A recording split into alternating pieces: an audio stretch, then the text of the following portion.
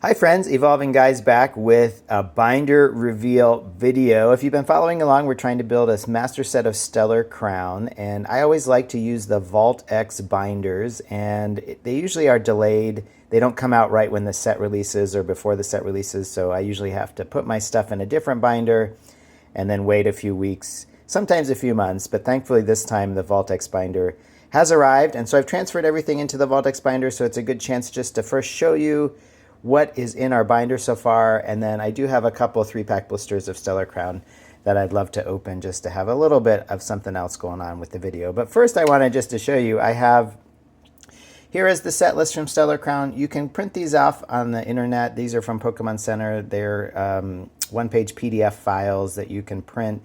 I highlight things based on kind of the Master Set Challenge that we're doing. So everything in yellow came from the first booster box, which again, a lot of the commons and uncommons and stuff. And then the second booster box I highlighted in pink. And then what we did in the third opening, which is up on the channel, is in blue. So definitely progress really slows down.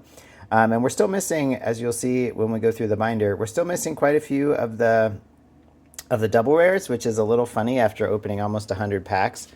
But here's the Vault X binder. I know it's kind of a big binder, and my zoom, I need to step back here so you can see what is going on with this. But the colors, I think, are a little interesting. I mean, they definitely leaned into the pastels. You can see here it says Scarlet and Violet 7. Hopefully you can get it. There we go. So they are really nice binders. They're zippable binders. I have it unzipped now because we're going to open it up. And you can see it's kind of fun. It has first edition 2024 listed here. Yeah, they really went with the pastel theme. I mean, I feel like just looking at the pack art of Stellar Crown, I don't know what the official colors are, but I don't necessarily see a super pastel theme coming through. But anyway, it's fine. It makes it kind of cool. So you can see I actually started my first page. They did a new variant of the energy cards. These aren't reverses. They don't have a holofoil pattern on them. They just have this new kind of like mosaic style going on. But I do like to, when they do introduce a new energy card, I like to have one of each of those. Of course, not hard to collect, and not monetarily, there's no value there. So the collection actually starts here. And again, we've pulled some of the double rares. You would expect that with how much we've opened, but and we're missing around 28 of the reverse hollows, so we have about 100, around 100 of the 125 reverse hollows. We are still missing some of the double rares. If you see a gap here in the early going, that's going to be a double rare. Sorry, we got some, maybe if I turn that off, that will be a little better. So you can see here how we're doing. We're missing, again, 2 more double rares. I think one is a fire type and one is, I don't have them all memorized, one is a water type, another one. So we do have some gaps here. We have some of the double rares, and again, most of the reverses. It's not quite as big of a set as you've seen in our Master Set Challenge videos. So it was not actually all that hard to get the commons and uncommons, but again, we still have some gaps. These wouldn't be expensive to buy as singles, and I think I'm kind of at the point with the Master Set Challenge that we're going to start buying some of the singles that we're missing. So there still are a few gaps in our set. We're moving in here now into the colorless. And then, yeah, we get into, we've got the trainers. We have all 3 A-specs, so you can see that. We have all 3 A-specs there. And then, you know, we start getting into the illustration rares. And so for our purposes, you know, we're doing okay. Again, the fact that we pulled the Squirtle is a big deal. That's the second most valuable card in the set, so that really helps. Maybe if I turn that off, it will be a little bit better. Trying to provide some good lighting here, but I haven't quite figured that out. So you can see we have a few here, and again, these 2 pages are starting to fill out a little bit. So as far as illustration rares, and then we get into the ultra rares here, we have a few of those. We've done okay on the full art trainers. We've pulled a few of those, but again, it really stops there. And then we do not have any of the special illustration rares. We do not have any of the hyper rares, so that's what would go in these pages. And then that really is the set. It's not quite a super big set. And then, yeah, we have the extra pages there. So you get to see the binder. It is a really nice binder. I like the Vault X binders. Again, they have the zipper. So we will set that aside. Thank you, Vault X binder. Not sponsored, although be happy to be sponsored by Vault X. And we'll get our tripod set down here. And then, yeah, we'll do a little opening. See if we can make any progress. We have 2 3-pack blisters, so we've got 6 more packs so we can add to our opening. I hate it when it does that, when it doesn't like, there we go. I do wish they would come up with maybe a slightly better way to get into these 3-pack blisters.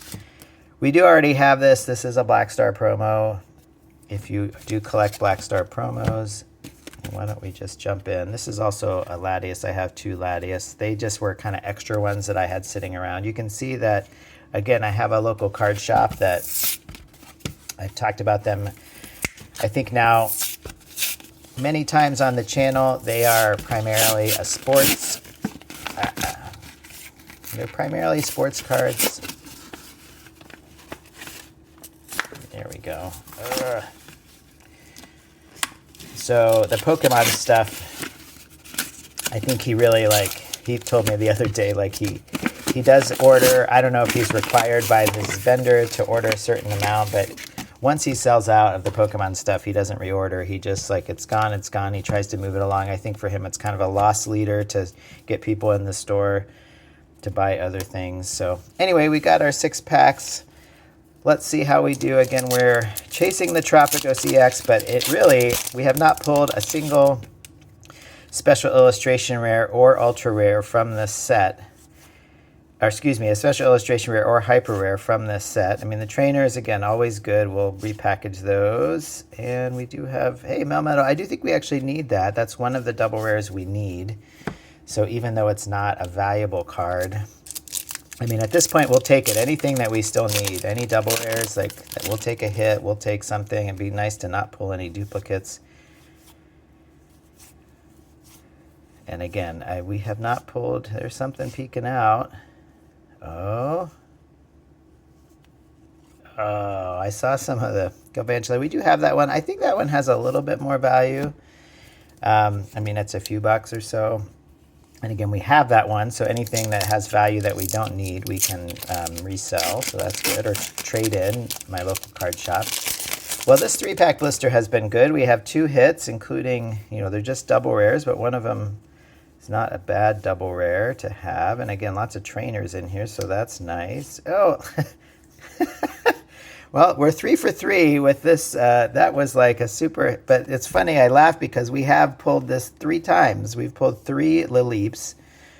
I don't know if, I'm not a believer that go with Danny Phantom that I think that they seed things by rarity. So it's just a quirk that we pulled 3 Lillips before pulling other cards in the set, but I would happily pull 3 Squirtles. I think the Squirtle, because it's an illustration rare, I believe that the Squirtle is seeded in the same way that the Lillip is, but we just, I wouldn't complain to pull 3 Squirtles. I don't necessarily need 3 Lillips. So that was a really good 3-pack blister. Thank you, Card Store. That is nice. We will take that. 3 for 3. That's probably pretty rare to happen because, yeah, nothing in there. This one, then we'll probably go 0 for 3 just because that's how things work, right? It's got to balance out. So, but happy with those 3 pulls. I mean, there's not a lot of monetary value, but we needed that one. And this one, yeah, has a little bit of value. The Lillip is tough because it's just a buck or 2. So it's kind of a bulk